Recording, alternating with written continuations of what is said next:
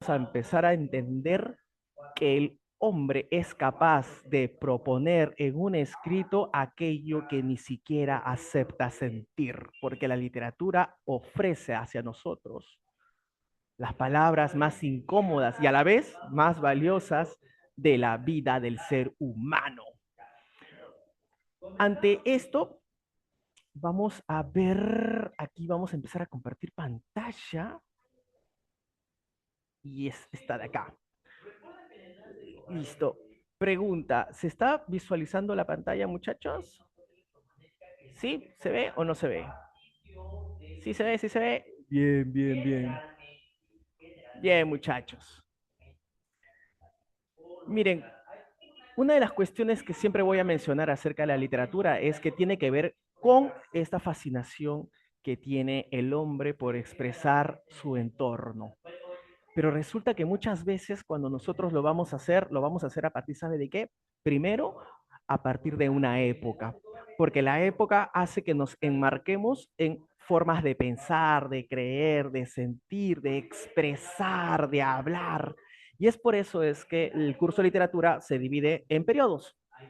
Pero por otro lado, cada periodo tiene una cuota particular que tiene que ver con tu forma de pensar, porque cada época tiene una manera de pensar y de sentir y de qué creer, porque acá nosotros, por ejemplo, vamos a tener presentes a esta literatura griega que va a plantear desde el principio ese comportamiento de los dioses. Claro, porque si, por ejemplo, nosotros hoy en día tomamos un libro y tratamos de leer acerca de lo que trata, no vamos a encontrar propiamente los dioses griegos. ¿Se dan cuenta?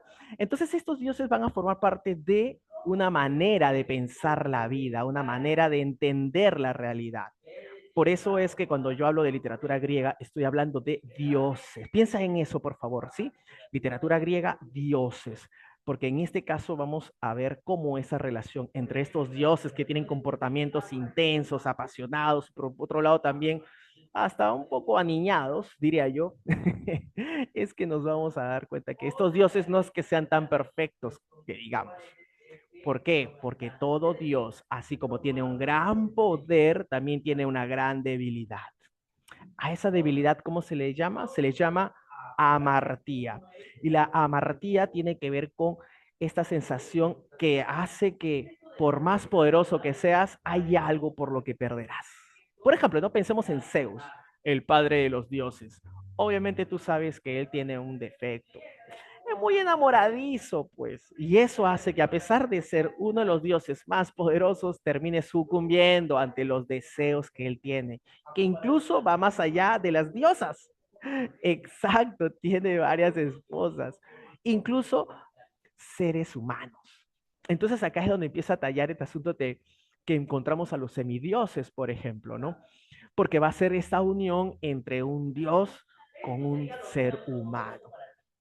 Ahora, en ese caso, cuando yo hablo también de la cultura griega, tenemos que entender una cosa muy valiosa, muchachos. Es digamos, un territorio que se desarrolló bajo dificultades muy grandes, porque no es una geografía, digamos, abundante, generosa, en donde haya mucha vegetación, mucho ganado, mucha agua, nada. Es un terreno escarpado, casi desértico. En algunos casos sí encontramos playa, es verdad, pero no hay una abundante vegetación. Mira tú que la cultura griega se sostuvo en tres elementos. Sí, en tres: el olivo, la vid y el trigo. O sea, el aceite, el pan y el vino. Y aún así desarrolló una expresión impresionante, grandiosa de lo que es el desarrollo de una cultura. Mira que la filosofía va a aparecer aquí de una manera extraordinaria, a pesar de tener muchas carencias, con lo cual nosotros tenemos claro este mensaje. ¿Sabes qué? Que el ser humano en condiciones extremas puede generar su mejor versión y a través de ella poder también generar grandes construcciones, propuestas ideológicas, obras de arte. Es ahí donde el ser humano muestra que ante la adversidad puede construir un futuro próspero. Y es así como se va a construir esta cultura griega. La cultura griega, además déjame decirte, que nos propone el pensamiento que hasta el día de hoy mantenemos sobre ciertas reglas matemáticas, la manera en cómo observamos la belleza, cómo admiramos una obra, para que entiendas que desde esta época hasta el día de hoy se ha mantenido muchas de las cuestiones que hoy también vamos a conversar. ¿Sale, vale? Bienvenidos a Grecia, entonces, queridos chicos. Cuando yo hablo, cuando yo hablo en función de los dioses griegos, tenemos que pensar en una cuestión importante, la obra de Hesiodo. Hesiodo es el gran escritor de la mitología griega, de esta genealogía que tiene que ver, pues, justamente mmm, para organizar el pensamiento. Homero, gracias, Eric. La verdad es que Homero ya toma a los dioses que ya habían sido propuestos anteriormente. Es verdad, Homero va a contarnos las vivencias tanto del lado de Aquiles por la guerra como el lado de Odiseo por el lado de, en este caso, el retorno a su lugar de origen. Y ahí encontraremos a los dioses. Es verdad. Pero antes de Homero estaba Hesiodo. Hesiodo será en la famosa Teogonía, va a presentar este árbol genealógico que estás viendo en pantalla. Y aquí es donde nosotros nos daremos cuenta que Homero, al utilizar esta genealogía que ya la había planteado Hesiodo, lo que está haciendo es, de alguna manera, reafirmar y consolidar la propuesta del anterior autor. ¿Eso quedó claro, Eric? ¿Sí? ¿Para todos? ¿Entendiéndolo de esa manera? Porque esto sí también es importantísimo que lo tengan clarito. Gracias. Buena, buena. Ahora, en este árbol genealógico, más allá de todo, porque esto no va a venir en su examen, es decir, que te sepas todos los dioses, pero sí es importante entender, por ejemplo, que los dioses tenían un comportamiento, como te mencionaba al principio, que no es totalmente bueno ni totalmente virtuoso, sino que también van a tener ciertos defectos, defectos como nosotros los llamamos la amartía, y que por otro lado también teníamos claramente puesta la mirada en qué iba a pasar con los dioses y las personas. Entonces, en esa sencilla, digamos, relación entre dioses y personas, van a empezar a ocurrir muchísimas cosas. No te olvides, por ejemplo. Mira, imagínate que tú tienes a la espesa, a la insoportable del grupo. Y tú como vas a celebrar algo, prefieres no invitarla, pues para que no te genere ningún problema. Y que no sabes qué. Estás en plena fiesta. Yeah, yeah. Cuando de pronto aparece, damas y caballeros, con ustedes, la discordia. Aparece discordia, la gente, no. Y por supuesto, acá todos se quedan helados. Discordia, mira atentamente a los dioses que están así como que asustaditos. No se preocupen, yo no he venido a hacer problemas por si acaso, ¿ah? Solamente he venido a dejar un pequeño presente. Y ese pequeño presente, ¿cuál es? Deja una manzana de oro. ¿Te acuerdas de esa manzana de oro en donde decía a la más bella? Entonces ahí la gente se quedó como que pensando, ¿no? ¿Y qué pasó acá? ¿Qué fue?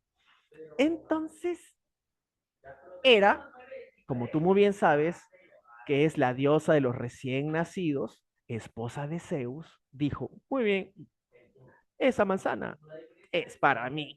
Se acercó, yeah. Discordia, ¿recuerdas? Discordia. Y por eso era, cuando va a tomar la manzana, aparece quién? Escuchamos, ¿no? ¿Qué estás haciendo, Era? ¿Por qué estás agarrando esa manzana? Sí, es la más bella. ¿Tú acaso eres la más bella? No, serás la más viejita si quieres, pero la más bella jamás. Era Atenea, Atenea que estaba diciendo, por si acaso, no hay mayor belleza que de la sabiduría. Obviamente por eso yo soy la más bella. Y en ese momento cuando te iba a agarrar la manzana, aparece, ¿quién aparece? Aparece Afrodita. ¿Qué estás haciendo? Oye, tú, ¿qué estás hablando? Oh, ¿cómo que tú eres la que sabe más de la sabiduría? Eso no, nada, nada te asegura que cuando tú sepas mucho vas a encontrar el amor de tu vida. Por si acaso, la más bella tiene que ver con eso, con la pasionalidad y el amor. Por lo tanto, yo soy la más bella. Ya que no sabes qué, era Atenea y Afrodita. Exacto, esas tres empiezan a discutir, Zeus no se quiere meter en esa discusión y por eso deciden pues que no lo decida un dios, sino lo decida un hombre, no cualquier hombre, el hombre más bello del mundo. Por eso es que van a Troya, en donde encuentran a este señor, sujeto joven, que tiene la condición pues de enamorarse también como Zeus de varias personas. Y París, ahí aparece en escena, París de Troya. Recuerda que Troya es la antigua Roma, ¿vale? Entonces acá no viene el punto clave. Mira, se le acercan las tres y le dice, tú tienes que decir quién es la más bella. Entonces empieza, ¿no? Era le dice, si tú me escoges a mí, te voy a dar el poder, todo el poder que necesites para que puedas gobernar el mundo entero. Obviamente París, oye, está bacana, de pronto tenía, pero ¿de qué te sirve que tú tengas todo el poder si de pronto la primera la vas a perder? Porque tú no vas a saber diseñar un plan para sostener todo tu emporio. Por eso, acá es donde viene el punto, ¿no? Que cuando te dan esa posibilidad tenía de pensar cómo hacer para sostener tu gobierno, es que París dice, no, Atenea puede ser. Y acá es donde aparece Afrodita y le dice, oye, escúchame, chivolo, ¿tú qué vas a hacer con tantas cosas si no lo vas a poder compartir con nadie? Es imposible, pues.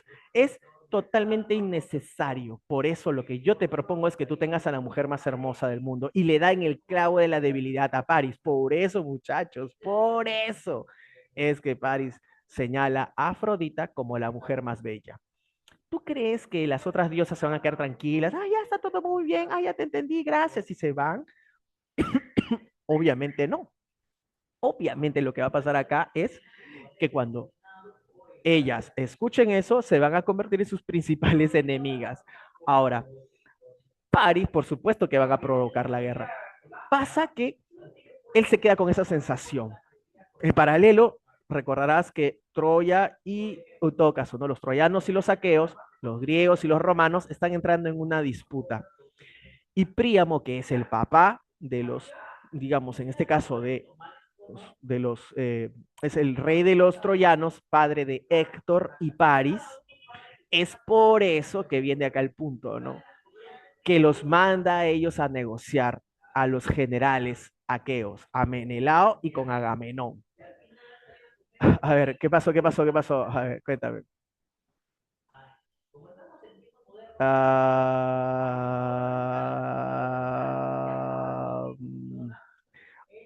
buena, Támesis. Mira, la teoría que tú planteas es una teoría, se llama una teoría metafísica. ¿Qué significa esa teoría? En donde sientes que Afrodita no es que sea un cuerpo físico, sino que es un reflejo de una evocación de lo que nosotros deseamos. Por eso para Afrodita, en la traducción, a ver, te lo digo de esta manera más sencilla. Hay una teoría que plantea que Afrodita es el deseo de una persona.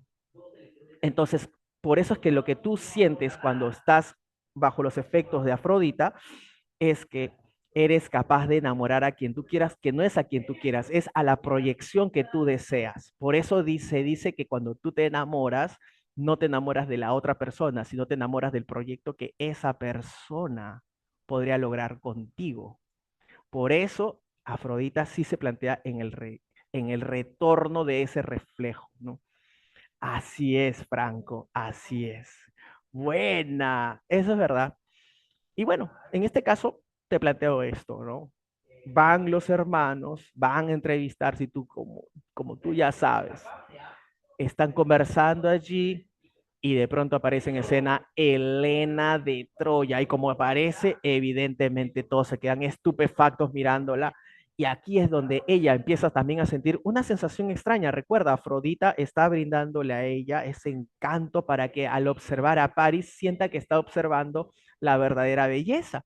Y lo mismo le va a pasar a Paris cuando ve a Helena. Por eso, como tú también sabes, acá pasa algo decisivo. Termina el asunto este de que están conversando, terminan algunas cuestiones, Paris se retira antes. ¿Y por qué se retira antes? Porque va a querer ir en búsqueda de Helena.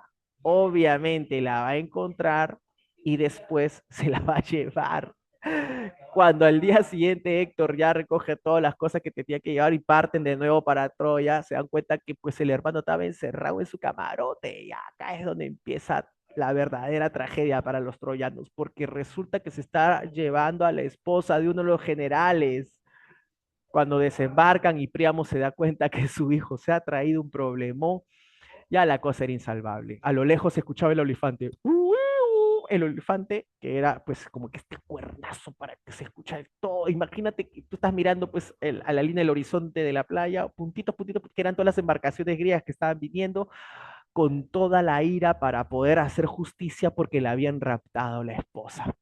Es ahí como se va a empezar a consumar la famosa guerra de Troya. Por esa razón, muchachos, es que al final se van a pelear. Uno diría que por una mujer, bueno, más que por una mujer, por la manera en la que se va a brindar este desaire, ¿no? Y ante esto, vamos a decir lo siguiente, ¿no? Que nosotros vamos a tener ahora una verdadera guerra que va a durar más de 9 años. Por eso cuando llegamos a la Ilíada, lo que debemos tener en cuenta no es que te cuentan toda la guerra de Troya. Ojo, te cuentan sobre los primeros días del 9º año, para que con esto tú tengas presente que vamos a ver como una especie casi del desenlace.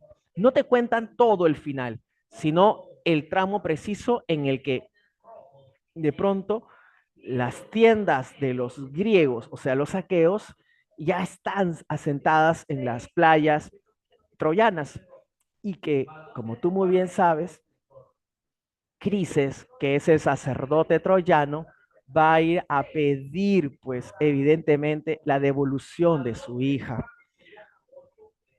Agamenón, que la tiene apresada, después que le han pedido que la devuelva de una manera, pues, a regañadientes, lo hace. Sobre todo porque han generado lamentablemente una peste. ¿Te acuerdas que Agamenón al principio, al no entregar a Criseida con C, a Criseida, al no entregarla, Crises le pide a Apolo, el que hiere de lejos, que mande flechas con peste? Es por eso que recién Agamenón se decide devolverla. Pero no contento con eso, también sabes que al devolverla se encapricha con otra chica, Briseida. ¿Quién era Briseida? Tú lo sabes. Briseida era la acompañante de nuestro querido Aquiles. Por esa razón es que Aquiles, al enterarse que Briseida ha sido tomada por Agamenón, aparece su primera ira, la primera cólera de Aquiles. ¿Qué es lo que dice en la primera cólera?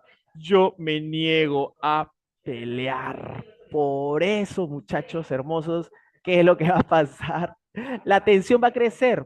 Recuerda, han caído flechas con peste a las tiendas griegas, están en zozobra y además de eso, su mayor guerrero no va a participar, se sentían totalmente diezmados. ¿Quién tiene la culpa de todo esto? La tosudez, evidentemente, de Agamenón. Ahora, aquí es donde aparece también en escena nuestro querido Patroclo. ¿Quién era Patroclo? Tú lo sabes. Patroclo era el amigo que quería muchísimo a nuestro queridísimo Aquiles. No te voy a negar que se sugiere de que hay como una especie de un amor mucho más grande. Eso es cierto. A mí también, Eric, porque él siempre quiere el bien para todos. Y resulta que en este caso, nuestro querido Patroclo, al darse cuenta que Aquiles no va a ir, decide ponerse la armadura y fingir que es él, porque sabía que cuando apareciera la armadura de Aquiles, los troyanos iban a retroceder. Pero ¿qué pasa? No contaban con que apareciera nuestro personaje heroico, Héctor. Héctor, el hermano de Paris, aparece y como ve que es Aquiles, entre comillas, el que está viniendo, él decide enfrentarse a él, porque como general de los troyanos tiene que dar la talla. Sabe que puede perder, sabe que va a perder, sabe que Aquiles es invencible, sabe que él es despiadado y sin embargo va. Ese es el motivo heroico de la obra, muchachos. Y tú recordarás que en ese momento, cuando se enfrentan, como no es el verdadero Aquiles, entonces termina muriendo. En ese momento, cuando cae sobre el piso, recuerda, Agamenón observa con bastante sorpresa, ¿han matado a Aquiles? Y cuando le descubren el casco, no era Aquiles, era Patroclo. Sí, era Patroclo. Es por eso que Agamenón estratégicamente cuando va a regresar, cuando están regresando el cuerpo, y Aquiles que estaba en las tiendas griegas, o sea, ¿dónde está Patroclo? ¿Dónde está Patroclo? De pronto ve la delegación, ¿qué ha pasado? ¿Qué ha pasado? Se da cuenta que esa es su armadura. Oye, ¿qué fue? Esa es mi armadura. ¿Qué pasó acá? Y se da cuenta que están trayendo el cuerpo de alguien que no es él en la armadura de él. Por eso, chicos, miren lo que pasa. Llega el cuerpo, lo descubren. Aquiles se conmociona, Aquiles quiere llorar. Y Agamenón empieza a decir, fue muy difícil traerlo, Aquiles. Pues sabrás que los troyanos humillaron el cuerpo de Patroclo. ¿Qué? Sí, porque además dijeron que era un pésimo combatiente. ¿Qué? Sí, y además dijo que no valía la pena para nada haber combatido contra él. Ahí es donde nuestro Aquiles va a desarrollar su máxima cólera. La segunda cólera es la más destructiva. En la segunda ira o cólera de Aquiles, él va a decidir destrozarlo todo. Por esa razón, sí, evoluciona Emily, de todas maneras. Por otro lado, ¿qué estaba pasando en Troya? La gente estaba celebrando, ¿no? ¡Yeah! Ganamos, ganamos, porque habían vencido al invencible, supuestamente. Hasta que de pronto, así como el olifante, ¿te acuerdas cuando estaban llegando los griegos? ¡Uuu! Igualito acá. La gente escucha ese sonido y dice, no puede ser. ¿Qué ha pasado? Salen y encuentran a un guerrero allí. Paréntesis, ese guerrero Aquiles se hace una nueva armadura. El hermano Hefestos le construye una nueva armadura para que sea totalmente invencible. Obvio que él no sabe que Aquiles tiene una característica. ¿Cuál es la amartía de Aquiles? La debilidad. El talón, ¿sí o no?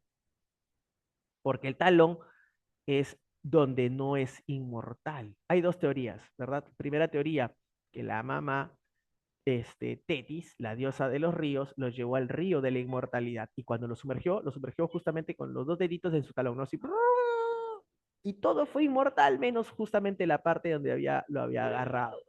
La otra teoría que se menciona es que cuando Aquiles estaba siendo bañado, porque habían tomado un jarrón del río de la inmortalidad, le estaban echando porque se estaba bañando excelentemente, en ese preciso momento va una hojita y se pone en su talón, con lo cual ya no cae el agua de la inmortalidad. Es por eso que en este caso, obviamente, tenía ese gran detalle. Tómalo en cuenta. Regresemos entonces. Está ahora nuestro querido Aquiles puesto esperando a que alguien dé la cara. ¿Quién va a dar la cara de nuevo? Mira, resolvemos con esto. Da la cara Héctor de nuevo. Se da cuenta que al que había vencido no era el verdadero Aquiles, entonces por eso sabe que ahora la contienda va a ser decisiva, sobre todo porque su familia lo está mirando, su esposa, su hijo, y eso también es terrible, por ejemplo, muchachos. Acá es donde entendemos claramente que Héctor es una persona que puede dar su vida en pos, evidentemente, del proyecto de Troya. Obvio que cuando se empiezan a enfrentar, ¿qué crees tú que va a ocurrir? Obviamente va a ocurrir que Aquiles lo va a vencer, pero el punto más allá de vencerlo no es ese, es que tú sabes que lo vence, muere Héctor en los ojos de todos los troyanos y no contento con eso, le amarra los pies al carromato y lo empieza a pasear por todo el palacio, una y dos vueltas, ante los ojos de los padres, de la esposa, la familia, los amigos, el demás ejército, para demostrar la furia que él tenía contenida. Pregunta, chicos, ¿ustedes creen que podríamos considerar héroe a Aquiles? ¿Qué dicen ustedes? ¿Es un héroe? Más o menos. A veces sí, a veces no. Para entender el fenómeno de Aquiles, el punto tiene que ver con qué virtudes tiene un héroe. Por ejemplo, ¿no? ¿Qué virtudes puede tener un héroe? ¿Qué dicen? Empatía, muy bien. Amabilidad, ¿sí o no? Liderazgo. En pocas palabras, que sea una buena persona, ¿sí o no?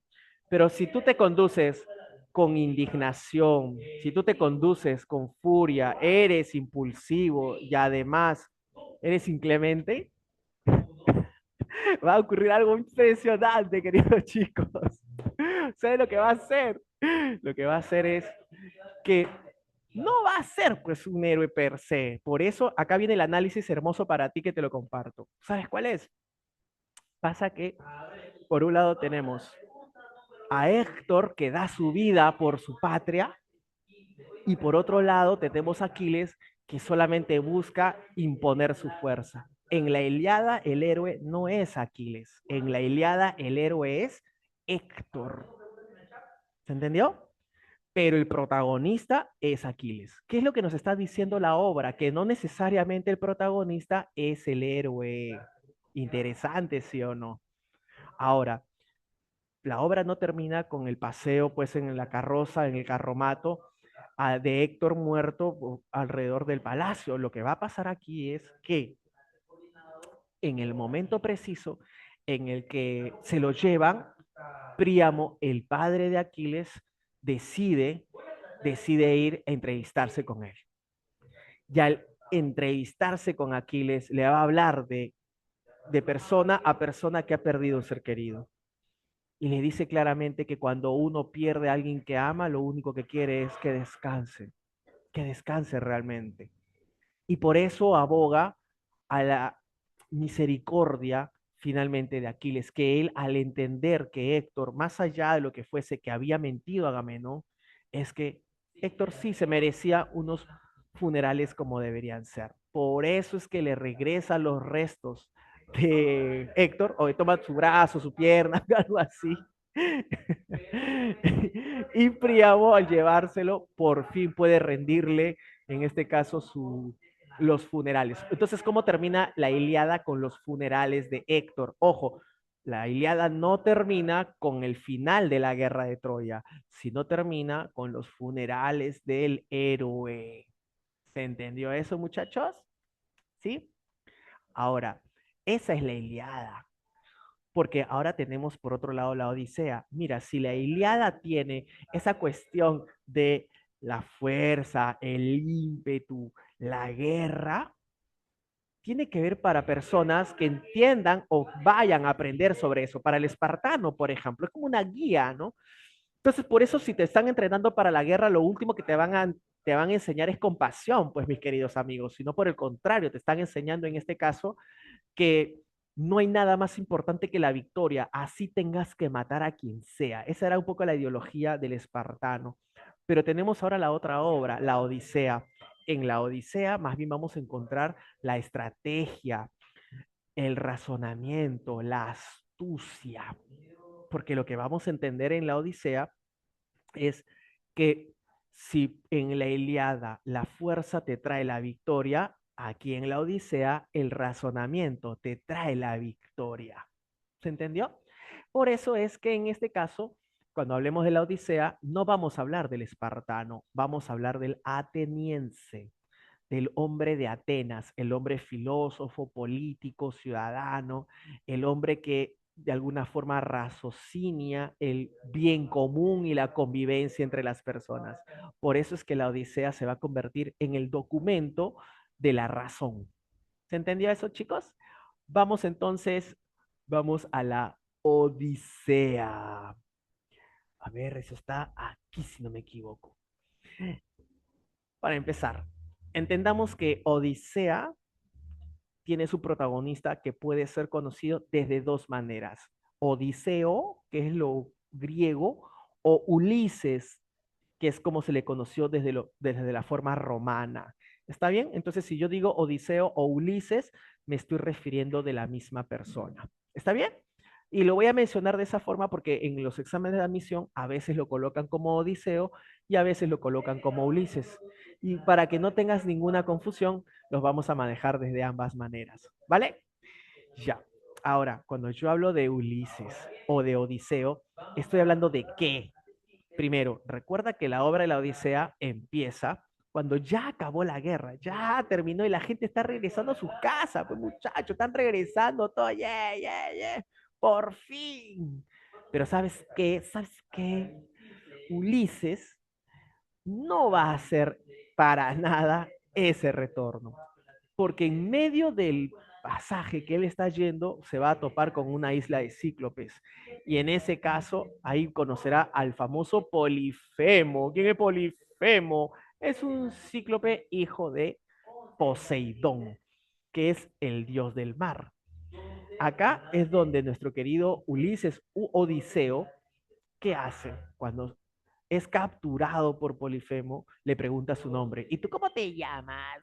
¿Cómo se llama nuestro querido Odiseo? Se hace llamar Nadie. Así, ¿te acuerdas? Nadie. Y él, en medio de su encarcelamiento, empieza a generar como una especie de lanza. Porque él lo era todo, podía hacerlo todo. Era ingenioso.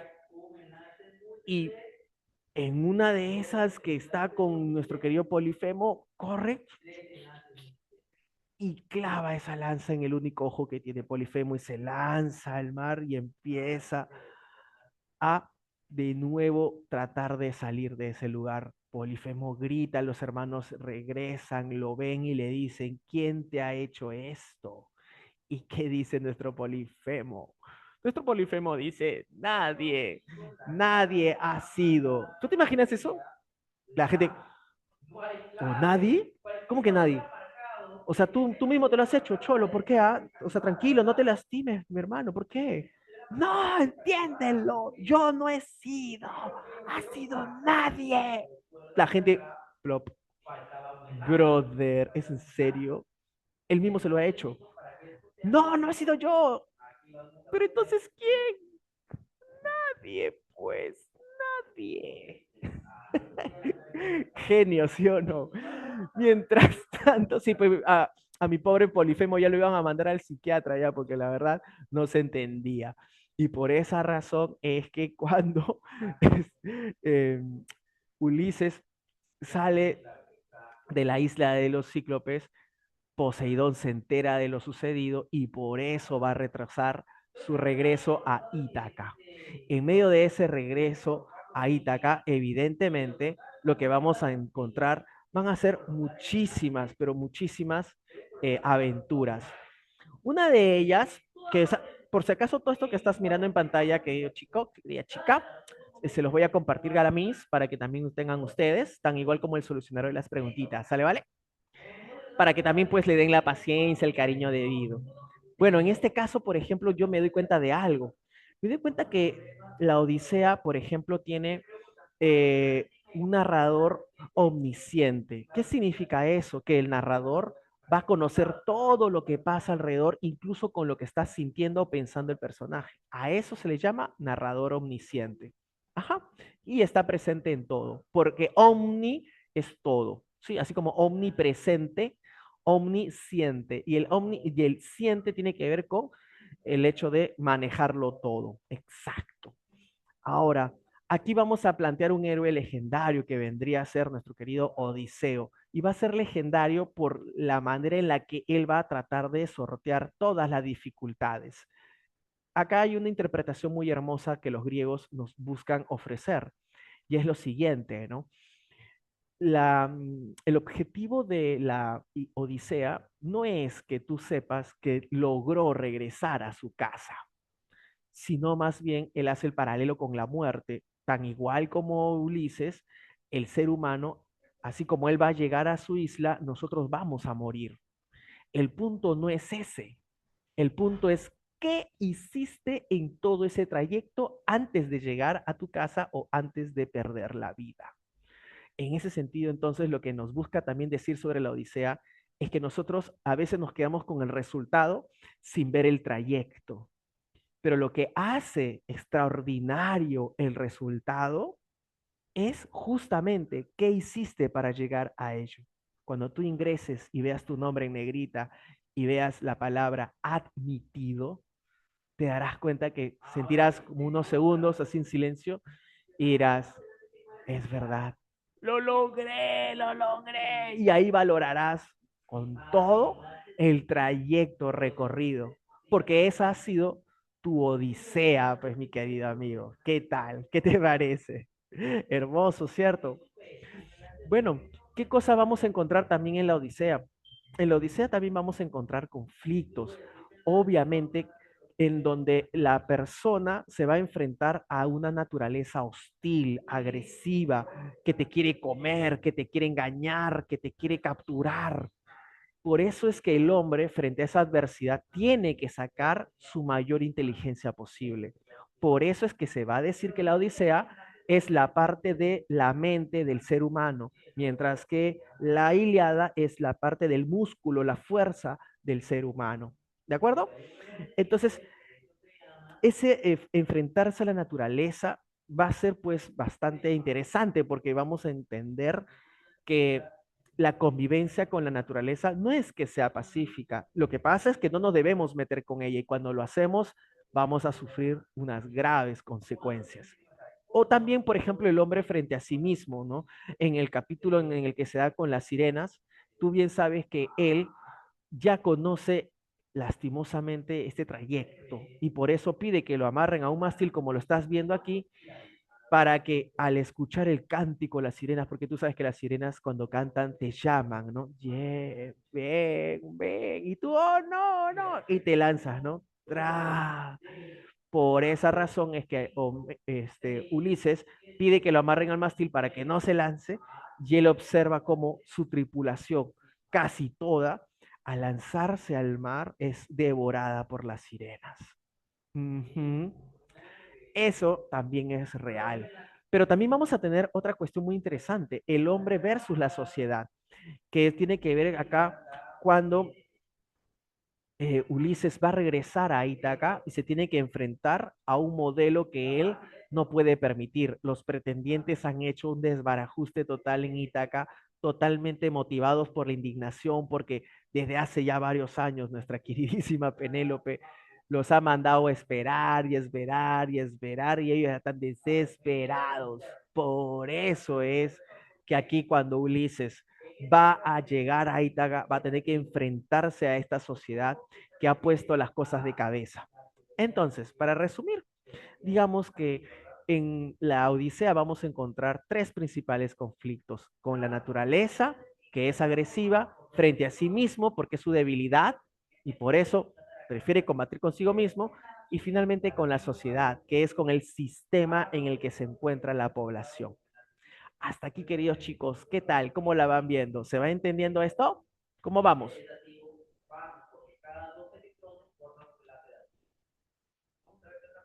Dale, Franquito, cuéntame, ¿qué, qué podríamos esclarecer de repente? Qué bueno, qué bueno. Bueno, muchachos, decirles unas cositas así que creo que los puede... de acuerdo, Franco, pero todavía no he resumido la obra, no te preocupes. Te lo digo de esta manera.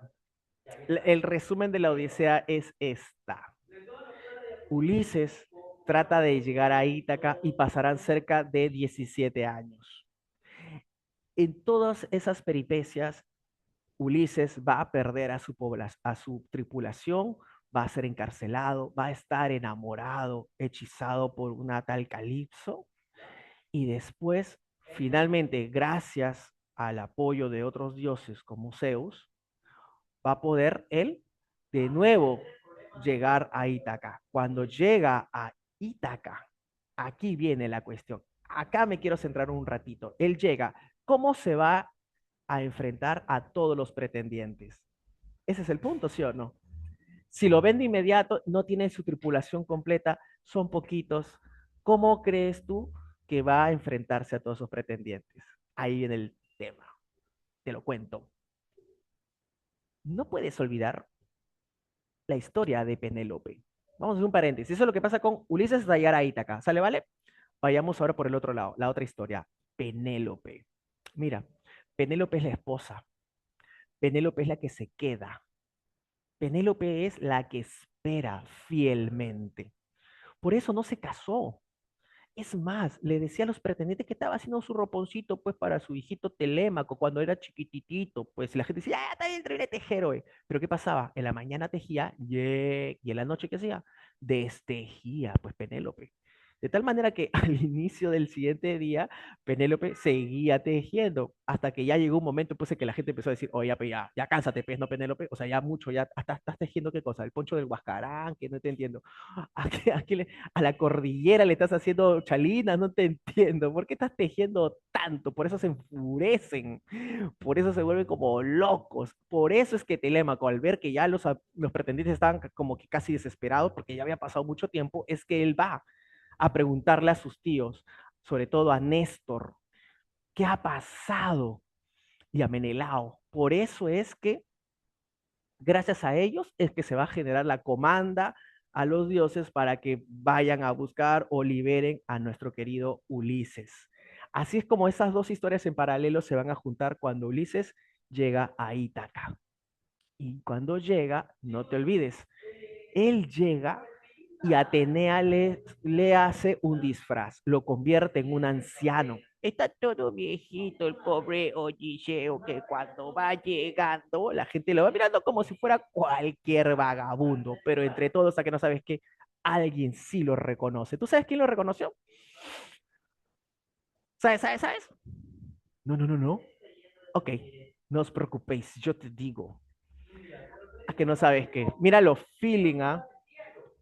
Nadie lo reconocía, solamente apareció un envejecido perro que era el perro de Ulises, Argos. Y cuando lo ve a su amo, se emociona tanto que pareciera que lo único que esperaba era volverlo a ver, para que una vez que lo vio, murió. Muere nuestro querido Argos. Sí, muere. Muere porque ya tenía una avanzada edad, pero lo único que lo sostenía a él era mirar por última vez a su dueño. Por eso, muchachos, recuerden que en las mascotas también vamos a encontrar a nuestros más fieles compañeros. Así, recontra, consternado, Odiseo va al encuentro de su esposa disfrazado de anciano. Se dan cuenta que ahí están los pretendientes, ¿no? Y lo ven a él, ¿no? Y lo ven a él. Oye, ¿y tú quién eres? No molestes, oye, yo también me quiero callar. ¿Que tú te vas a casar, oye, abuelo? Fuera de acá, oye, también se pone en la cola. Finalmente, ya como todos están asados, deciden hacer como una especie de prácticas de arqueo, ¿no? Por eso colocan 12 hachas que tienen un huequito para que unidas esas 12 hachas sea como si fuese un túnel y por ahí pase la flecha. Obviamente, nuestro querido Ulises se había puesto al final de la cola. La gente se vacilaba, pues no, porque toda la gente, pues, nada, no las estaba, ¿no? Hasta que de pronto le llega el turno a Ulises, ¿no? Está todo viejito. A ver, hijo, por favor, sosténme el arco, por favor. Entonces, viene acá, ¿no? Va a tensar la cuerda y lanza ya que no sabes qué. Sí, la flecha va y pasa por todas las hachas. La gente, no, es en serio. Es por eso que la gente se sorprende, no puede creer que, oye viejo, estás de suerte, fuera de acá. Y se va a entrevistar con Penélope. Penélope no lo quiere ni ver porque ella solamente está esperando a su esposo. Entonces acá es donde Ulises le dice, tranquila, yo soy Ulises. ¿Qué tú vas a hacer hoy? Y entonces dice, yo te voy a decir algo que nadie más sabe. Y aquí es donde él le cuenta cómo ellos dos construyeron su lecho nupcial. Sí, la camita donde descansaban. Porque es algo muy propio de ellos, de la pareja. Es como que cuando tú tienes una relación y pasas cosas que solamente entre ustedes dos saben. Y para que tú sepas que es verdaderamente ella la que te está hablando, le preguntas eso que nadie más pudiera saber. He ahí la razón por la cual Penélope se da cuenta que ese disfraz estaba protegiéndolos a todos. Y por eso es que aquí pasa algo también fundamental.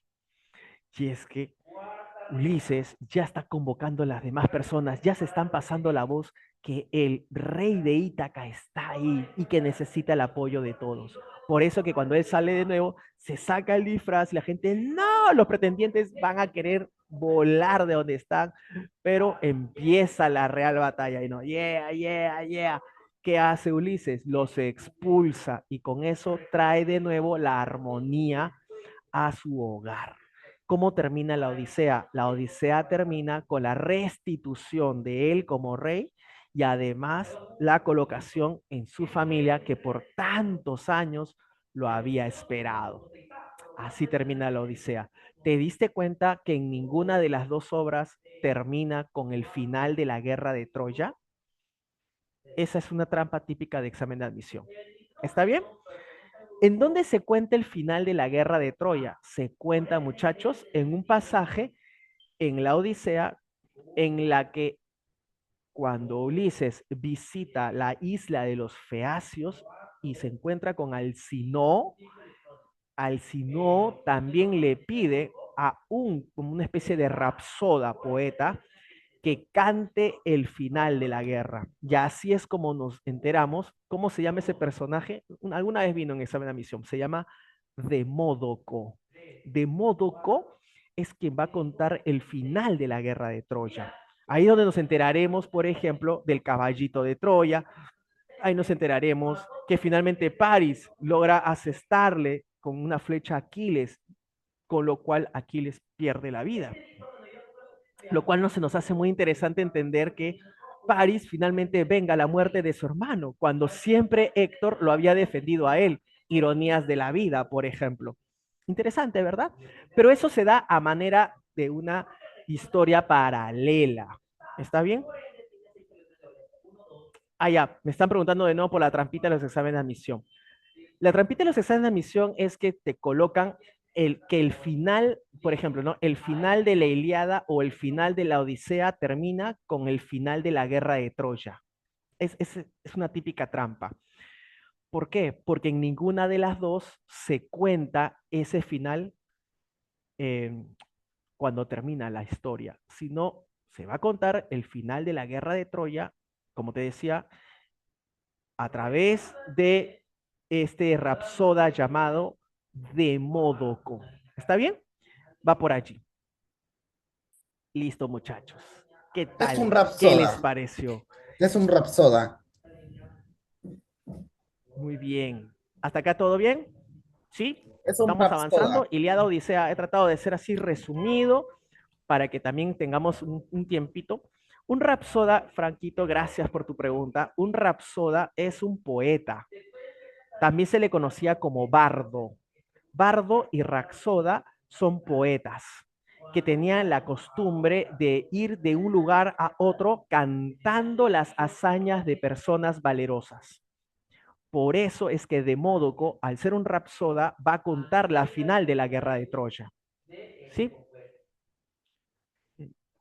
Esa es una muy buena pregunta. Muchísimas gracias, Matthew. Resulta que eh, cuando encontramos a Euriclea, la cicatriz que tiene Ulises, eso va a ser posterior. Recuerda que primero él pasa desapercibido y por eso decía, ¿no? Quien sí lo reconoce en un principio es su perrito, ¿de acuerdo? Porque también Telémaco lo va a reconocer, por si acaso, ¿ah? Lo va a reconocer por la mirada. Pero, digamos, ya para no extenderme en esa parte, no te mencioné todo, ¿no? Pero sí, es así. Ok. Muy bien, a ver, me están preguntando primero los pareció los juglares. Sí, por supuesto. Los juglares son estos poetas medievales que también tenían acompañadas de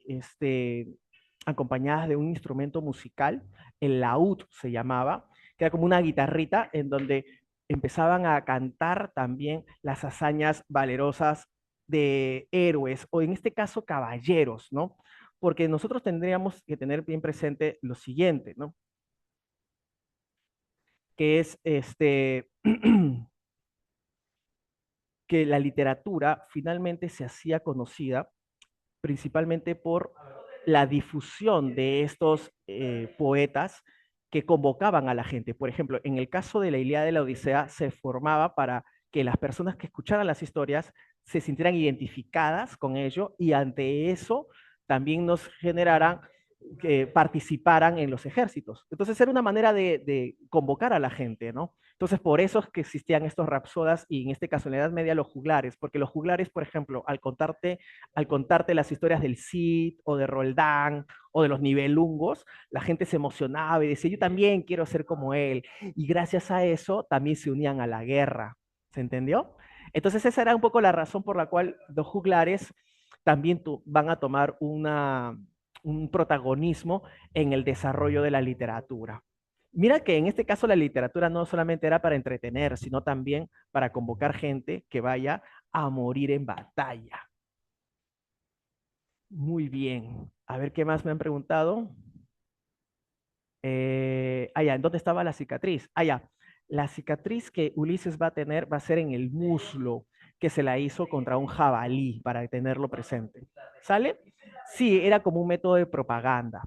El método de propaganda porque yo más que decir propaganda, pienso en una palabra más fuerte, que es generar identidad, que tú te sientas identificado y quieras también ser parte de alguna historia heroica, ¿no? Para decir que tú también estuviste ahí, ¿me entiendes?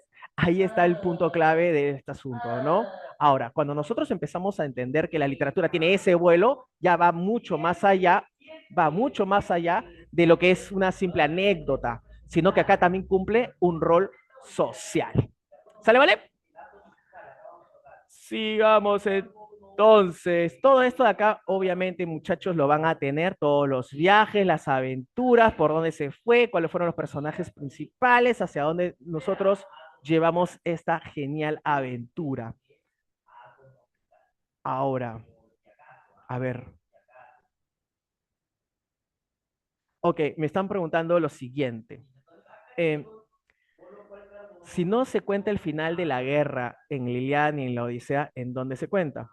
Sí, muy bien lo que me has mencionado ahorita, ¿no? Es solo una pequeña mención dentro de la Odisea. Así es. Dentro de la Odisea, en la boca del rapsoda o poeta de Módoco, se cuenta dicho episodio. ¿Está bien?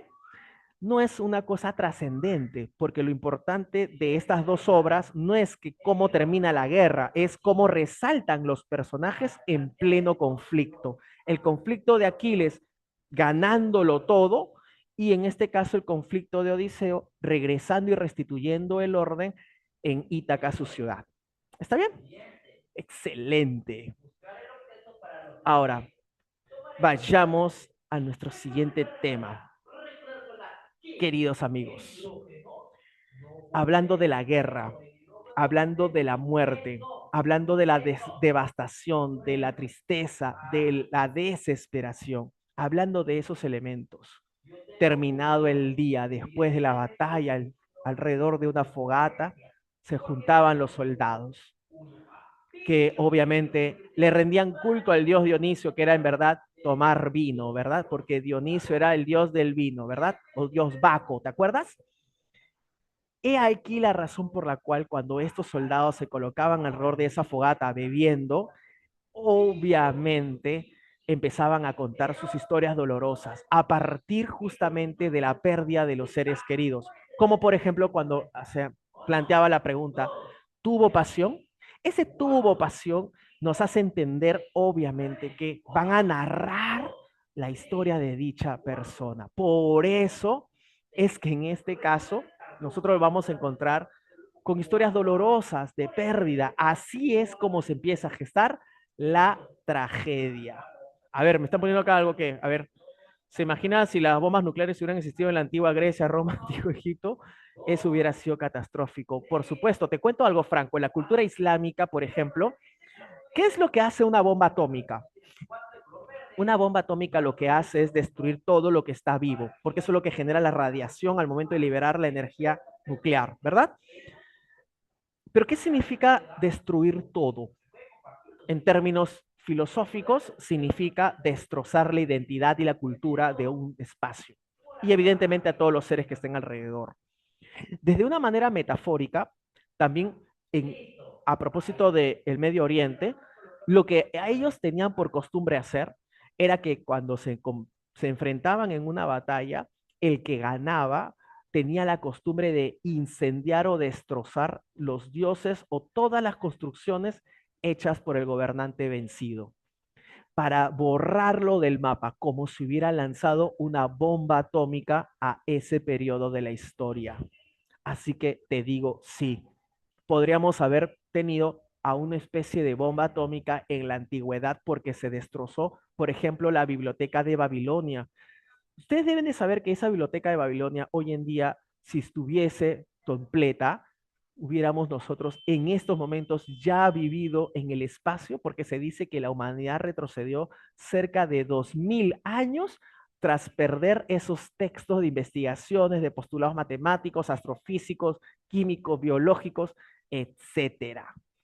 Por eso es que esta bomba atómica cultural, que fue la devastación y el incendio de la biblioteca, sí afectó muchísimo y quiso borrar del mapa a toda esta cultura. Recuerda que ciertos papiros se salvaron, por ejemplo, algunas obras de Platón, algunas obras de Aristóteles. Gracias a esa salvada es que nosotros hoy en día podemos hablarte de lo que es, por ejemplo, la postura de lo que significa la existencia según Platón, ¿no? El amor platónico, ¿te acuerdas? El mundo de las ideas. Eso, por ejemplo, se da a partir de lo que se pudo rescatar, pero fue una muy pequeña fracción. Eso también a tenerlo en cuenta. Ya estuviéramos en Marte, pues, tenlo por seguro, ¿no? Todo lo que se retrasó la humanidad a partir de esta hecatombe, como también se le conoce. Muy bien, muchachos, sigamos. Qué interesante estas conversaciones y me parecen geniales porque aportan, alimentan, integran el conocimiento de la literatura, porque la literatura es eso, chicos, la literatura es la amalgama de todas las disciplinas del conocimiento. La literatura está al servicio de la integración de los demás cursos, porque la literatura lo que hace es fusionar conceptos de historia, filosofía, geografía, historia del Perú, historia universal, lo que tú quieras, está ahí. Vamos entonces por eso, a propósito de cuando los soldados se juntaban alrededor de una fogata y contaban una historia triste. Es así como va a aparecer la famosa tragedia. Cuando nosotros hablamos de la tragedia, ¿de qué estamos hablando? Primero estamos hablando de generar un teatro. ¿Qué significa un teatro? Teatro significa una construcción en donde se va a representar un texto, ya sea por una o más personas. Con lo cual, el espectador debe entender que lo que está mirando es una ficción. Pero en aquel entonces, ¿a ti te ha pasado que cuando ves una película conoces a alguien que le habla a la pantalla? Por ejemplo, estás viendo una película de terror, ¿no?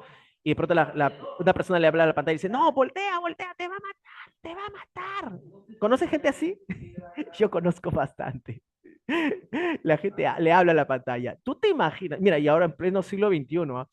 Imagínate en el siglo V antes de Cristo, mi hermano, viendo justamente una obra de teatro. Obviamente la gente no quería mirar los desarrollos funestos donde se vean muertes, entonces por eso incluso hubo personas que se metían al escenario a impedir que eso pasara.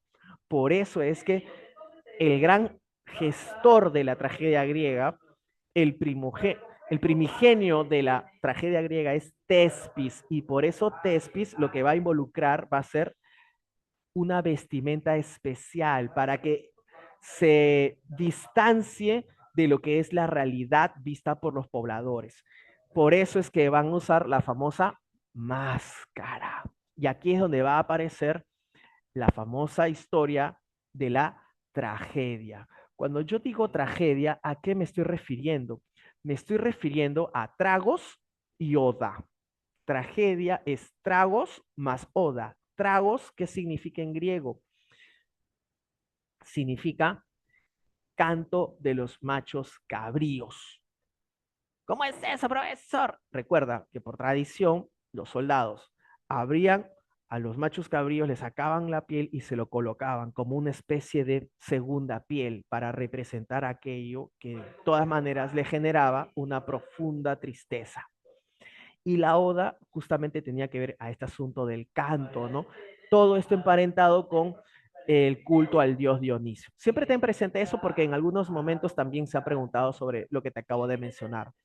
Entonces, cuando yo estoy hablando de una tragedia, ¿de qué estoy hablando?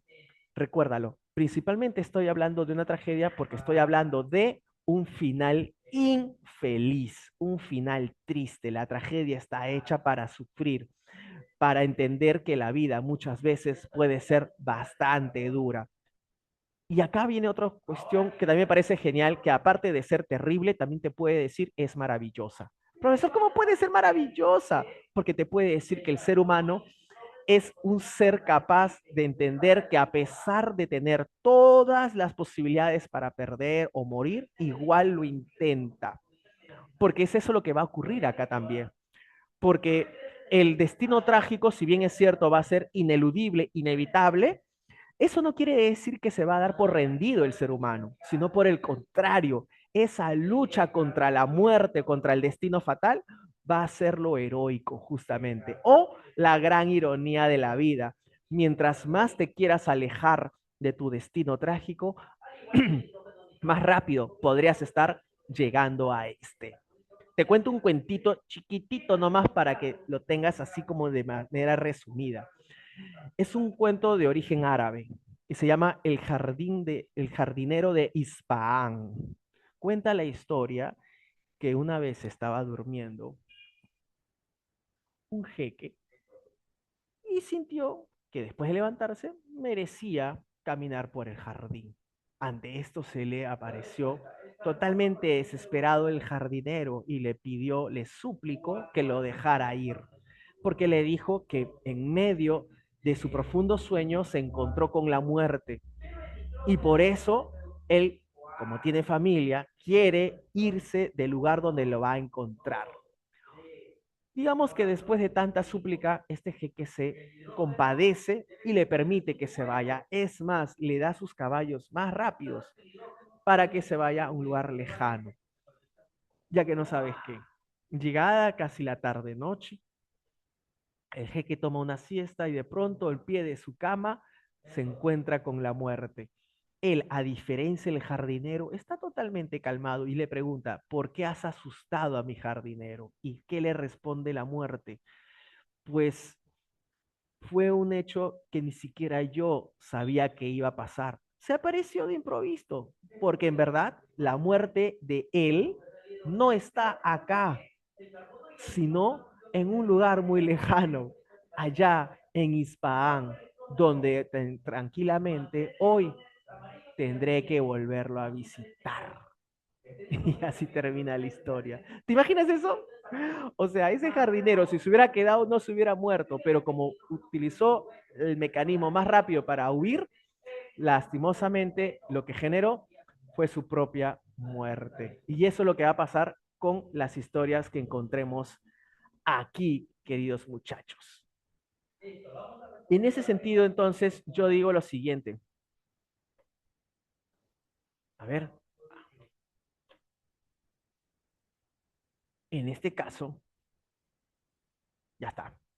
En este caso, ¿qué cosas yo tengo que encontrar en una tragedia? Primero recuerda que la tragedia va a buscar la catarsis.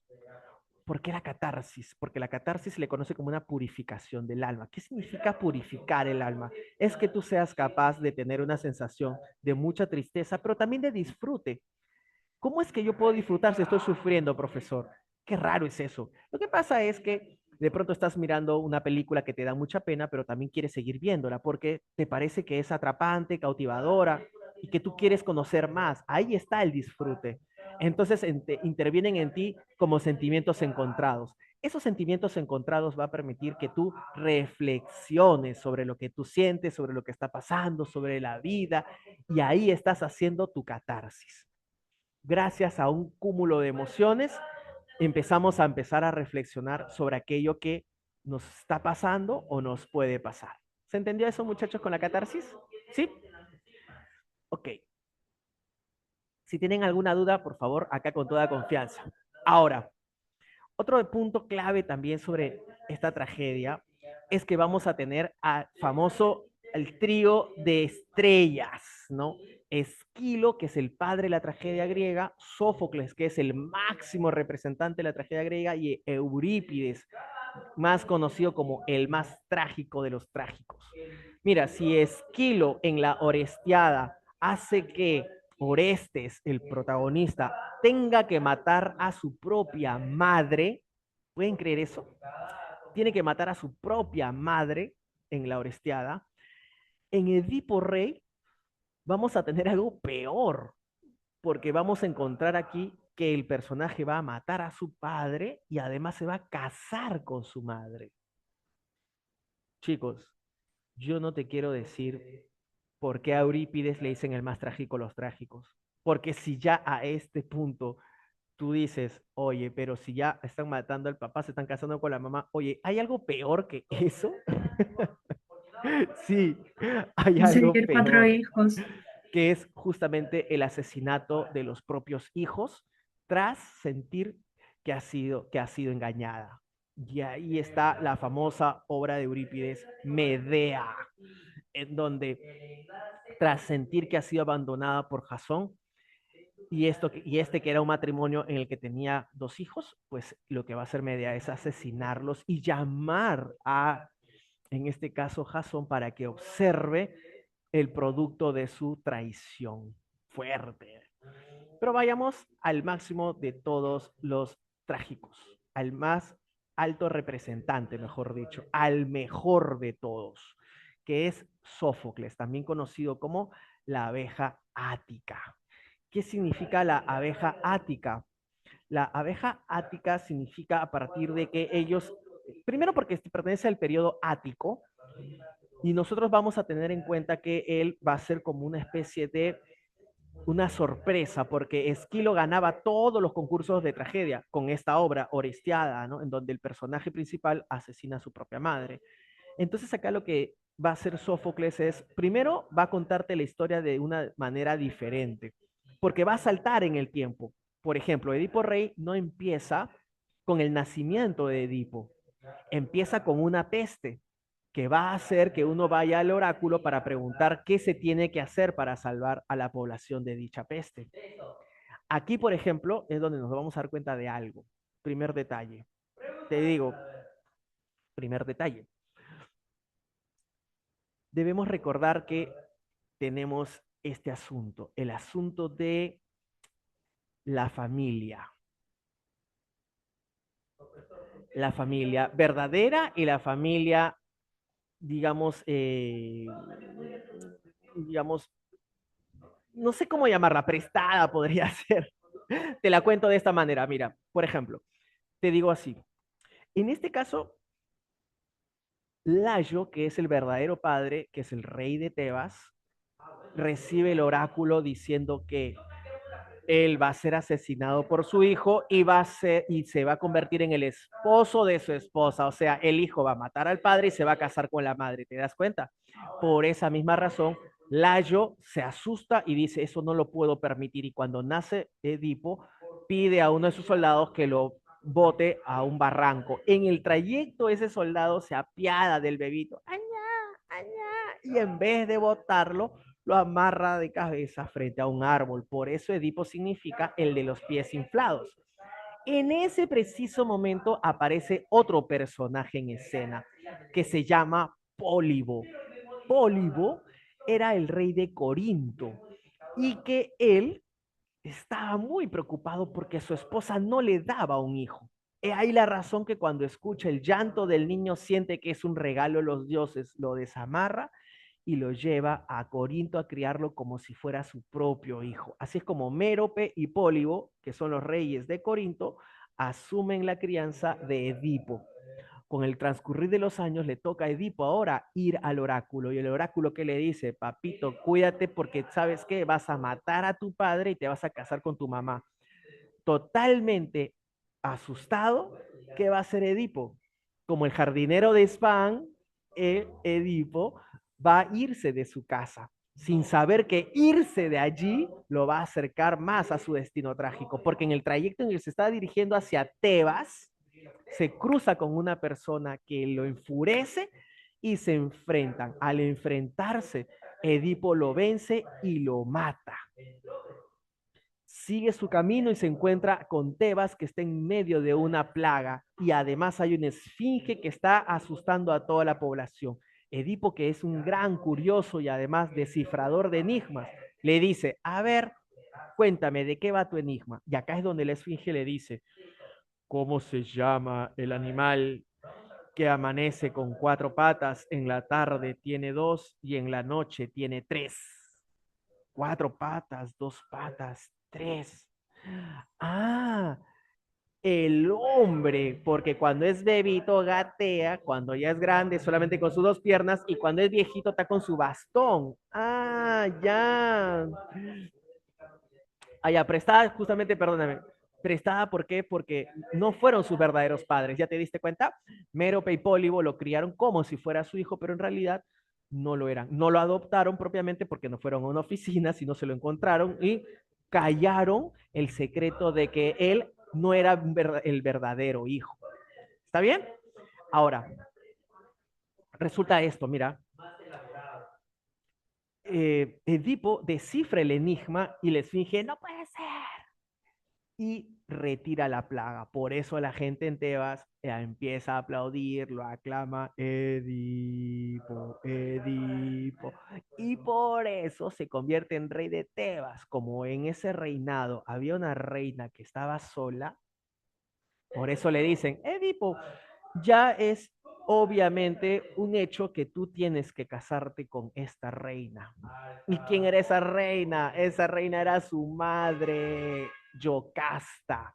Pero claro, Edipo no lo sabía, solamente que le parecía familiar alguna de las cuestiones que tenía su esposa Yocasta. Ahora, porque casados van a tener hasta hijos. Entonces acá viene el quiebre. ¿Por qué? Porque de pronto va a recibir la noticia de que su supuesto padre, su padre prestado, ha muerto. Y al morir, Edipo dice, ah, por fin el oráculo no se hizo realidad. Y por eso, obviamente, yo triunfé. Pero no, porque claro, había muerto Pólibo, no lo había matado Edipo, pero Pólibo no era el verdadero padre. ¿Y cómo esto se resuelve? Nosotros nos encontramos con la verdad? Porque no te puedes olvidar que por esa razón de nuevo va a aparecer una peste. Y acá es donde él tiene que reclamar el hecho de qué es lo que ha pasado. Acá es donde aparece el ciego Tiresias y le dice, tú que no puedes ver la realidad, así esté a tu mismo costado. Tiresias, que conoce la razón por la cual Edipo tiene los pies inflados, le dice todo lo que tú ya sabes. Entonces Edipo, al darse cuenta que ese Pólibo que había muerto en Corinto no era su padre y que seguramente la persona que mató era Layo, el verdadero, y voltea y ve a su esposa, que en realidad es su mamá, y a sus hijos, que en verdad también son sus hermanos, ya pues hermano, ¿tú qué crees que va a pasar? Obviamente que se va a volver loco y por eso va a agarrar un escalpelo y se va a lacerar los ojos para sacárselos, ¿no? Para ya no poder ver más lo que estaba sucediendo en su entorno. No lo soportaba. No se muere, recuerda, no se muere Edipo. Lo que sí pasa es que quien se mata es Yocasta, se cuelga de sus trenzas. Ni, ya, y esto es importante porque hay un examen de admisión, ni se ve cómo se saca los ojos, solo se escucha, o el coro también ayuda, porque el coro es este conjunto de personas que explican ciertos pasajes de la obra, y así es como cuentan sobre el asunto de los ojos salidos de Edipo, ni tampoco se ve cuando Yocasta se ahorca. Esos elementos tan brutales en esta parte de la historia no se van a presentar en ninguna obra de teatro, queridos chicos. Todo va a ser de manera simbólica y el coro va a buscar dar contexto al espectador. He ahí entonces donde nosotros nos damos cuenta, ¿no? Que lo trágico tiene que ver con el hecho de, mientras más rápido quieres alejarte de tu destino fatal, más rápido terminas acercándote. Todo esto por lo de Crisipo. ¿Quién es Crisipo? Perdóname. Todo esto, Anita, se da producto del oráculo, el oráculo de Delfos, que es quien le dice de Yocasta y Layo, ¿sí? La maldición de Layo. Ahora sí. Pero que tiene que ver con una historia anterior, que tiene que ver con el Vellocino de Oro, Jasón y los Argonautas, por supuesto, ¿no? Pero esa ya, para no extenderme, te juro que voy a agregarlo en un material ahí chiquitito para que también lo tengan ustedes presente. Pero sí, lo que pasa con esta tradición, que es hermosa, es que toda tiene una concatenación, ¿no? Igual que cuando se comenta la historia de los dioses. En la historia de los dioses pasa lo mismo, ¿no? Empezamos a encontrar historias paralelas que van juntándose y ahí te van como generando distintas épocas. Y con ello también vas dándote cuenta cómo se va desarrollando las historias de cada uno, ¿no? Como los Avengers, por ejemplo, ¿no? Los personajes de Marvel, como que a cada uno tiene su propia historia y también hay historias en donde ellos se van juntando, ¿no? ¿Qué es lo que va a pasar acá en la tradición griega? Hasta aquí, queridos chicos, ¿qué tal? ¿Cómo la vieron? ¿Se logró entender? ¿Alguna preguntita? ¿O todo está clarito? ¿Qué dicen ustedes? Acá se le están colocando también las otras obras de los otros autores para que lo tengan de referencia. ¿Sí? Muchísimas gracias, Luana. Por aquí creo que hay alguna preguntita. Vamos a ver. A la qué hermosa pregunta. Les comparto. Dice, entonces la catarsis es como liberar nuestras emociones con un estímulo externo que nos refleje aquello que sentimos o queremos. Sí, así es. Y te felicito. Es una hermosa visión. Para resumirlo, te diría, catarsis es reflexión. La catarsis es aquello que tú vas a sentir gracias a la mezcla de dos fuerzas muy grandes, la fuerza de la tristeza y la fuerza de la emoción. La combinación de ellos hace que tú sientas que es casi inevitable pensar sobre tu vida o sobre la vida misma. Ahí está la catarsis, ahí está la reflexión y por eso la purificación del alma. ¿Sale, vale?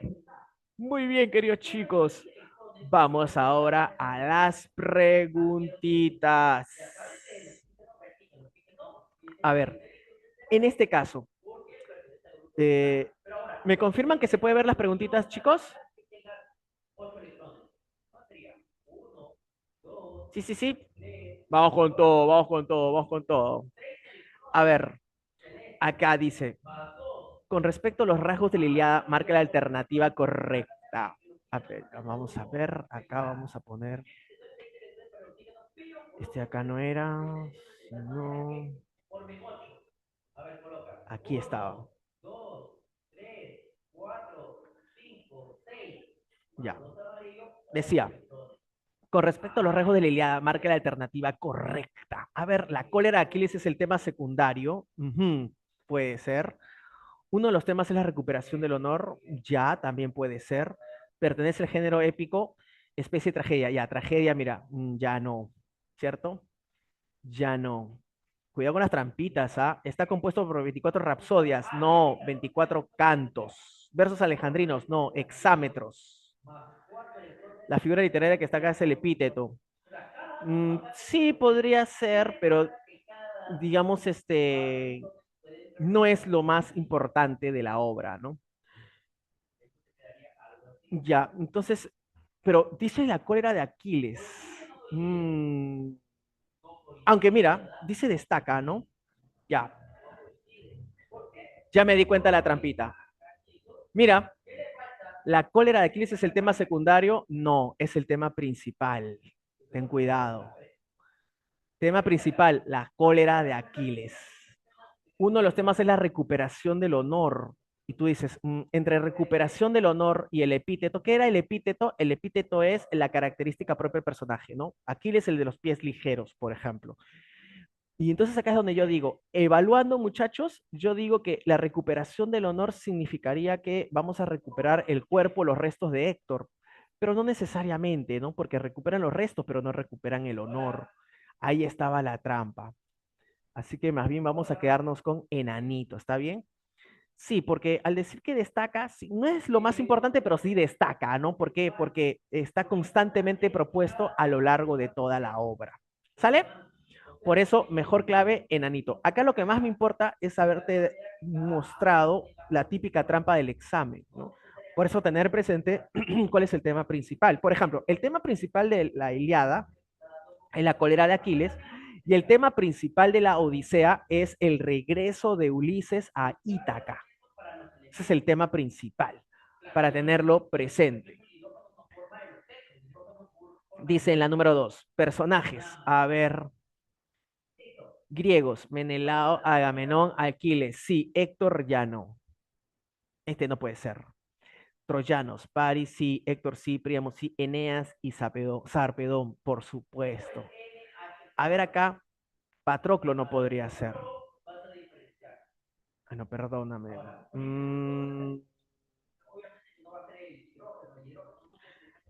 Aquí, por ejemplo, Afrodita, porque Afrodita es una diosa. Y aquí, por ejemplo, Artemisa no aparece en escena. Por esa razón, la B de besito. Vamos a la 3. Como dice dioses, Menelao no es un dios, ni Agamenón tampoco, ni Patroclo. En la Odisea, el protagonista logra retornar a su patria Ítaca gracias a qué? A ver, ¿tú qué dirías? Al amor, no. En este caso, la ninfa Calipso lo que hace es querer vivir con él. Más bien ella como que lo captura, ¿sí o no? Claro, excelente, a su inteligencia y astucia, excelente. Muy bien. Vamos con todo. Es una característica incorrecta de la tragedia. Edipo Rey de Sófocles. Incorrecta. Mira cómo te están preguntando. Por eso yo lo cierro en un cuadrado. ¿Vale? Dice, prefirió la tragedia aislada. La tragedia aislada. No, pues no, porque tenía también, aparte de Edipo Rey, Edipo en Colona, por ejemplo, ¿no? Por eso, no. Pero me están pidiendo casito. La incorrecta. Ya dice, amplió el campo de la acción dramática, eso es verdadero. Introdujo el tercer actor en escena, correcto. Profundizó en la persona de los héroes, correcto. Presentó trilogías, correcto. Entonces, cuando dice aislada, estaba bien lo incorrecto, porque acá era que no tiene ninguna trilogía. Sí, está bien. Avioncito. Vamos con la 5. La alternativa que corresponda al argumento de la tragedia Edipo Rey. A ver, dice, ¿no? Que corresponda al argumento. ¿Se desarrolla en un solo escenario? No. Corinto y Tebas. ¿Está dividida en 5 actos? No, en 3. Los 5 actos vienen con Shakespeare. ¿Sale? Fue compuesta en hexámetros. No, hexámetros tiene que ver la Ilíada y la Odisea. No contiene prólogos ni monólogos. Sí los tiene, por supuesto, porque los hace el coro. Entonces tampoco. Inicia con una peste, claro, porque ahí es donde van al oráculo y con eso empieza toda la jarana. Excelente. Enanito. Vamos con las 6. Acá me han colocado de otras obras. A ver, vamos a ver. Bueno, para ir comentando, ¿no? Con respecto al argumento de Romeo y Julieta, marque la afirmación correcta. A ver, las familias de Romeo y Julieta tenían una cercanía amical. Amical, jamás se odiaban, ¿sí o no? El conde de París es muerto en batalla contra su enemigo Teobaldo. Teobaldo, nada que ver. París es el pretendiente, muere al final en manos de Romeo. La tirria de Romeo y Julieta genera muchas desventuras. Tirria, no, el amor. Romeo y Julieta se conocen en la fiesta realizada por los Montesco, no por los Capuleto. Ten cuidado.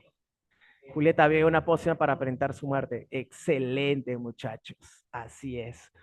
Que se la da el fray Lorenzo para que ella esté, digamos, en una situación en la que pareciera muerta y después llegara Romeo y se casaran, no, vivieran, más bien porque ya se habían casado, vivieran tranquilos. Pero eso no ocurrió porque Romeo no recibe la carta que debería haber leído. Por supuesto, Franquito. Entonces, era la historia entre las familias, los Capuleto y los Montesco. Acá es donde Romeo pertenece a los Montesco y Julieta en los Capuleto. Cuando al final de la obra, lamentablemente, Romeo va sin saber que todo es una puesta en escena y ve a Julieta tendida en su tumba, él también bebe un veneno y por eso al beberlo se acuesta al lado de ella y lo peor de todo es que acá, cuando ella está agonizando, Julieta abre los ojos. ¡Pa! ¡No! ¿Por qué? Ahí es cuando te das cuenta que hay cosas que no deberías hacer. Entonces, como es inevitable la muerte de él, Julieta se pone pues como loca, trata de solucionar el asunto, no lo logra, lo besa para beber también del veneno y como no da tanto resultado, se mata con un cuchillo, ¿no? Y sí, pues, ¿no? Se juntan ahí, pues, para hablar con Patroclo después. El final de Romeo y Julieta no es la muerte de los amantes, es el sufrimiento de las familias que producto de su odio terminaron perdiendo lo más preciado, a sus hijos. ¿Sale? Ya esto lo veremos con paciencia y cariño en las siguientes clases porque Romeo y Julieta es una obra fundamental en el examen de admisión. Ya lo veremos con paciencia. ¿Sí, muchachos? Ahora es un panorama nada más ahí como para que tú los estés chequeando. Dice que el romanticismo, la romantic, mm, que tiene sus inicios en Alemania. ¿Por qué se caracteriza? A ver, como dice romántico, tiene que ver con un asunto de la pasionalidad, ¿sí o no? Dice, el profundo análisis y problemas sociales. No, imposible. Fundar en Inglaterra, no era en Alemania. Fomentar una visión más universal histórica. No, eso es, en este caso, el realismo. El culto al yo, sí. Y la libertad, de todas maneras, contra la moral burguesa. Esta tendría que ser. Su gran complejidad formal, no, eso es parte ya de la vanguardia. Y de este romanticismo aparece Las cuitas del joven Werther, dice novela epistolar del protagonista, es un personaje exaltado. ¿Por qué es un personaje exaltado? Porque pasa de la felicidad apacible hacia la desesperación. Sí, es medio algo así como bipolar, ¿no? Así que porque es una persona sumamente apasionada, de la misma manera con la que se entrega ante sus sentimientos felices, también se entrega a sus sentimientos de angustia. Por eso al final se quita la vida. Recuerden que se dispara. También lo tendremos presente en una clase para ti con todo el amor. Es un joven decente burgués, no es un poeta, recuérdalo. Se da cuenta que Carlota no se casará, no, sí se va a casar, lastimosamente. Carlota es la receptora, no, el receptor es un amigo, Guillermo se llama. En tal amistad con Alberto, quien le permite, al contrario, no le permite, pues si está viendo que está viendo a su flaca, no hay forma, pues muchacho. Por eso, avioncito, excelente. Ay, ay, ay, bienvenida, bienvenida. Dice, ¿cuál de las siguientes alternativas es una característica ajena a las obras de Fyodor Mikhailovich Dostoyevsky, que también lo vamos a chequear con su famosísima obra Crimen y Castigo? En este caso, por ejemplo, dice, es una característica, ¿no? Dice, profundo análisis de la subjetividad. Ya, subjetividad, no, pues estamos en realismo, sería objetividad. Tendencia hacia lo dramático, le da importancia al diálogo, no a la descripción, la incorporación de novedosas técnicas narrativas. Podría ser porque acá aparece la trama psicológica, preocupaciones morales y religiosas. Ah, eso también está buena. Solidaridad con el sufrimiento humano. No hay una solidaridad ahí de ninguna manera. Entonces estamos entre estas dos. Pero innovas, dice, de técnicas narrativas novedosas, pero ya estaba repitiéndolo. Por eso yo creo que tienes toda la razón, Jasmine. Preocupaciones morales y religiosas. Enanito, te felicito. Excelente. Vamos con la número 10. La número 10 dice, en la novela Crimen y Castigo de Dostoyevsky, ¿cuál es el tema principal? A ver, dice, la condición humana a causa del capitalismo. No tiene nada que ver el capitalismo. Conflicto ético, el personaje protagónico. Puede ser el amor, pero eso es un personaje, una cuestión secundaria. La irreversible condena espiritual, pero eso no es el tema principal. El asesinato como solución a la desigualdad social. Estamos entre besito y enanito. Bueno, muchachos, en este caso lo primero que te podría decir es lo siguiente, ¿no? Cuando tengamos esta situación, que es lo que vamos a practicar bastante, profesor, tengo dudas, son muy parecidas o ambas pueden ser, ¿cómo yo sé que una es mejor que la otra? ¿Vale? Acá vamos. Y digo lo siguiente, ¿no? El asesinato como solución a la desigualdad social, el asesinato es correcto, mira, es correcto. Pero la palabra desigualdad es lo que lo malogra. Ahí quería llegar. Porque no mata por la desigualdad social. Él la mata por la injusticia de ser tan avara esa señora. Él quiere hacer justicia con sus propias manos. Por eso es que al condenar el asunto de la treta, porque recordarás que ella le ofrece un dinero muy por debajo lo que debería ser por un reloj, es que él se indigna, ¿no? Entonces, él no está haciendo en este caso una justicia social en función de la desigualdad, sino más bien en función del egoísmo o la avaricia. Por eso, mejor, más allá de la desigualdad social, tendríamos que pensar en el conflicto ético del personaje protagónico. ¿Por qué? Porque por eso se llama crimen y después el castigo. ¿Qué será el castigo? El castigo interior, ¿verdad? Este asunto de el remordimiento y el arrepentimiento. ¿Sale? Sigamos. La narrativa contemporánea del siglo XX, ay, ay, ay, se caracteriza por todo arte se adelanta a su época exaltando todo lo anterior a él, exaltando todo lo anterior, no, pues al contrario, ¿no? El siglo XX va a renunciar, rechazar lo que menciona el siglo anterior, va a buscar siempre lo nuevo, lo novedoso. Un tipo de arte que exalta el pasado clásico y tradicional. Igual, ¿no? Esto no podría ser. Las innovaciones técnicas como la ruptura del tiempo. Podría ser la difusión del arte respetuoso de la normativa clásica. No, pues si es respetuoso, entonces está tomando lo pasado, ¿no? Al contrario, no respeta. Recuerda Trilce. Trilce es un poemario que rompe con todas las normas ortográficas, ¿no? A tenerlo en cuenta. La literatura propuesta por autores europeos rebeldes, no necesariamente iconoclastas. ¿Qué significa iconoclastas? Que rechazan las imágenes, ¿no? Entonces, por eso, mejor respuesta sería la C de casita. Esa es, muchachos. Ya falta poquito, ya. Ya falta poquito. En cuanto a la metamorfosis, novela importante porque siempre viene en examen de admisión.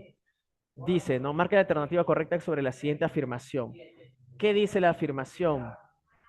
Qué cansada es la profesión que he elegido, un día sí y otro también de viaje. ¿Qué está reflejando? La rutina puede ser la rutina, porque dice un día tras otro, ¿no? Acá está la palabra día que lo genera. El rechazo de la tecnología, no hemos hablado de nada sobre la tecnología. Solidaridad, tampoco. Conformidad, no, se está diciendo que le cansa. Es una protesta contra la clase aristocrática. El aristocrático no, ¿verdad? Y listo, lo logramos. Oye, la estás rompiendo, ¿ah? Excelente. Vamos con la 3. Indica qué alternativa es correcta respecto al argumento de la metamorfosis. Recuerda que la metamorfosis es la transformación de un ser humano en un bicho como un escarabajo. Y cómo es que él va a tener que mantenerse mientras que en su propia casa ya empieza a ganarse la antipatía de sus propios familiares. Ya lo contaremos. En este caso, entonces, en la número 13, dice, el lector es testigo de la transformación de Gregor Samsa. No, no es testigo de la transformación. Acá viene la trampita. Cómo empieza la obra? Mira, la obra empieza después de un terrible sueño. Gregor Samsa despierta convertido en un inmenso bicho o insecto, pero no vemos cómo se transforma. Ya aparece transformado. Ahí está la trampita. La madre siempre altiva. No, la madre era bastante sumisa.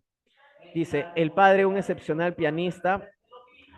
Lo de pianista excepcional ya también es una exageración, pero si era un viajante de comercio y teme perder su trabajo. Excelente, muchachos. Por eso lo primero en lo que él piensa cuando se ve convertido en un insecto es qué va a pasar con su chamba. Esa es. Por eso esto es el absurdo. El expresionismo busca reflejar el absurdo de la vida. Porque si tú, por ejemplo, vives lo más extremo que es convertirte en un insecto y te estás preocupando por tu trabajo, entonces has perdido la noción de ti mismo.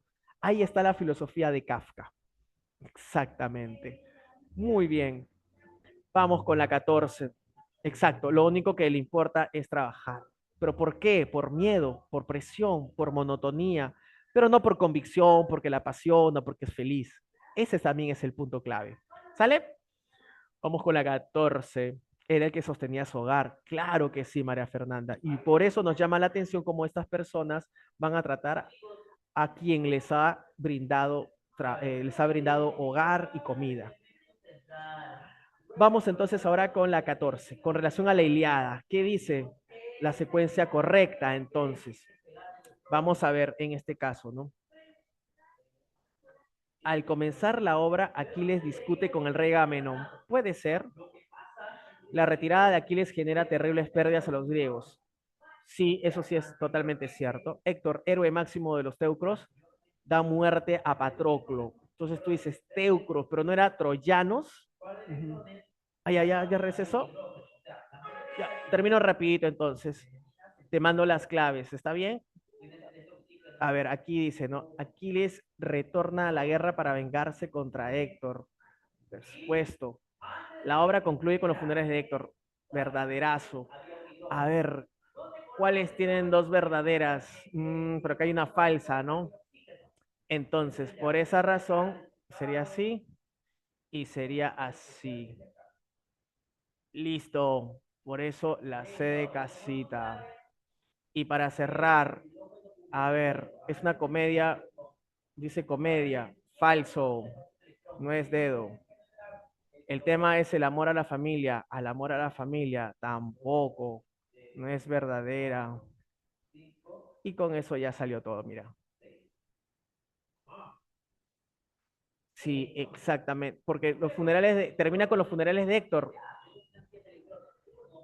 Eh, ok, porque tienes razón, acá dice y Aquiles. Mira que se me estaba yendo ese detalle. Es los funerales de Héctor, Aquiles no. Ujú. Entonces, lo que nosotros vamos a hacer acá es corregir nada más. Sí, pues totalmente de acuerdo contigo. Esto tendría que ser totalmente falso. Esto es recontra verdadero. Esto, a ver, cuando dice aquí, ¿no? Si terminamos con lo falso, estamos asumiendo, creo que acá vamos a corregir la clave, muchachos. No se preocupen, les mando la mejor porque creo que acá no vamos a encontrar una clave, ¿sale? Así que, más allá de ello, pero gracias por la acotación, porque debería decir en todo caso, Aquiles no. O mejor hacemos algo más salomónico, miren.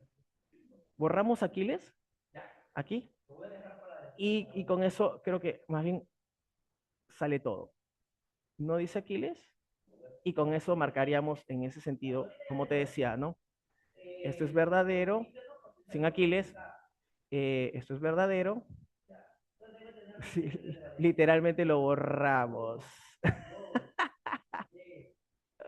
Listo, ya está. Ahora sí, queridos chicos.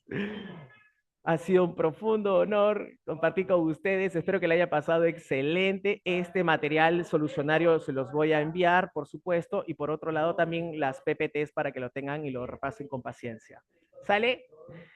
Muchísimas gracias, queridos chicos. Gracias por su paciencia y sobre todo siempre por su buen humor. Espero que le haya pasado lindo y para mí ha sido una grandísima experiencia con ustedes y nos vemos la próxima semana, de todas maneras. Gracias, muchas gracias. Hasta la próxima. Que te vaya bien. Cuídate. Nos vemos. Un gustazo también. Gracias por todo su cariño, chicos. Nos vemos. Chao, chao.